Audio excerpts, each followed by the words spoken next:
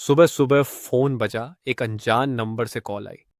दूसरी तरफ एक आदमी प्रोफेशनल आवाज में बोला, सर एसआईआर फॉर्म भरते समय आपका डॉक्यूमेंट स्कैन साफ नहीं आया है, वेरिफिकेशन पेंडिंग है। अगर आज जमा नहीं हुआ तो आपका आवेदन रिजेक्ट हो जाएगा। ये सुनकर किसी का भी दिल घबरा सकता है। मुझे भी लगा कि शायद सच में मुझसे कोई गलती हो गई है। उसने तुरंत कहा, सर मैं अभी स्कैनर रिक्वेस्ट भेज रहा हूँ, आप सिर्फ एक लिंक खोलकर कैमरा ऑन कर दीजिए, हम डॉक्यूमेंट स्कैन कर लेंगे। फोन की स्क्रीन पर एक नीला लिंक दिखाई दिया और नौकरी के आवेदन के डर से मैंने बिना सोचे क्लिक कर दिया। एक पेज खुला जिस पर लिखा था, स्मार्ट आईडी स्कैनर सरकारी प्रमाणित। नीचे कैमरा का निशान चमक रहा था। बोला गया कि चेहरा दिखाइए, आधार कार्ड दिखाइए, पैन कार्ड दिखाइए। मुझे लगा सच में स्कैन हो रहा है, लेकिन असली स्कैन कहीं और हो रहा था। मेरा पूरा डेटा हैकर के सर्वर पर जा रहा था। मेरा नाम, पता, मोबाइल नंबर, जन्मतिथि, सब कुछ। तभी उसी नंबर से फिर कॉल आई, सर आपका सिग्नेचर वेरीफाई नहीं हो रहा है, बस रिमोट एक्सेस दे दीजिए, हम सिस्टम से ठीक कर देंगे। मैंने पूछा, इसमें क्या होगा?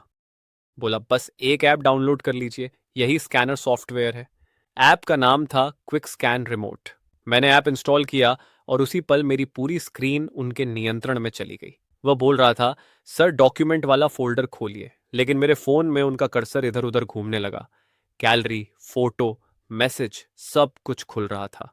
तभी मुझे एहसास हुआ कि बहुत बड़ी गलती हो गई है। मैंने तुरंत कॉल काट दिया और ऐप हटाया, लेकिन तब तक बहुत देर हो चुकी थी। शाम तक 3 अलग अलग ऋण ऐप से संदेश आया, आपका ऋण स्वीकृत हो गया। हैकर ने मेरे डॉक्यूमेंट्स का इस्तेमाल कर मेरे नाम से ऑनलाइन लोन ले लिया था।